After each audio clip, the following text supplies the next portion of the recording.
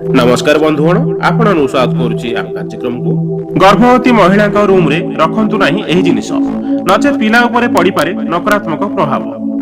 जन्म होगा पिला को नहीं पितामाता बहुत किछि स्वप्न देखि थांती तांको पिला किपरि स्वास्थ्यवान हेबो बुद्धिमान हेबो से विषय रे मध्य चिंता करि थांती। एतद व्यतीत पिलाटी गर्भरे रहिबा दिनरु ही माता पिता पिलार जत्न नेबा आरंभ करि दियंती। तबे हिंदू धर्म रे पिलाटी गर्भरु ही संस्कार शिखिथाए। तेणु 16 संस्कार गर्भ संस्कार को प्रथम संस्कार बोली कह जाए।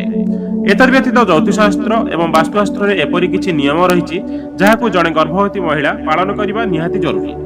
नचेत यह जन्म हेबाकु थिबा पिला उपरे नकारात्मक प्रभाव पकई पारे। वर्तमान आसंतु जानिबा एही नियम विषय रे। गर्भवती महिला माने ध्यान रखंतु एही नियम। दक्षिण दिगकु गोड़ रखंतु नाही। वास्तुशास्त्र अनुसार दक्षिण दिगकु पितृपुरुषक दिग बोली कह जाई थाए। तेणु गर्भधारण समय 9 मास पर्यंत माता पिता दक्षिण दिगकु गोड़ करी सोइबा उचित नहे। एपरि करिवा द्वारा पूर्वपुरुषक कोप दृष्टि जन्म हेबाकु थिबा पिला उपरे पड़िथाए।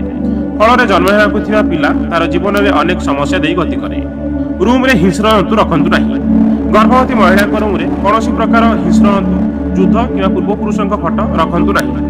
कारण यह द्वारा गर्भवती महिला चिंतार रही थांती जार खराब प्रभाव पिलार स्वास्थ्य उपरे पड़िथाए। तेणु यही गर्भधारण समय महिला माने शोइबा कक्षरे एही सब फटो रखंतु नाही। केश खोला करंतु नाही। शास्त्र अनुसार गर्भवती महिला माने तांको केश खोला करिबा उचित नहे। खास करी शोइबा समय एही महिला माने भूलले भी केश खोली सुअंतु नाही। एपरि करिबा द्वारा नकारात्मक प्रभाव पड़िथाए जहा फल यह जन्म हेबाकु थिबा पिलार भविष्यत खराब करिदिए। भंगा जिनिस रखंतु नाही। गर्भवती महिला रूम रे भंगा जिनिस किंवा अदरकारी जिनिस रखिबा उचित नुहे। एही सब जिनिस रहिबा द्वारा नकारात्मक प्रभाव पड़िथाए जहाँकि पिला एवं मां उभयक उपरे खराब प्रभाव पकई थाए।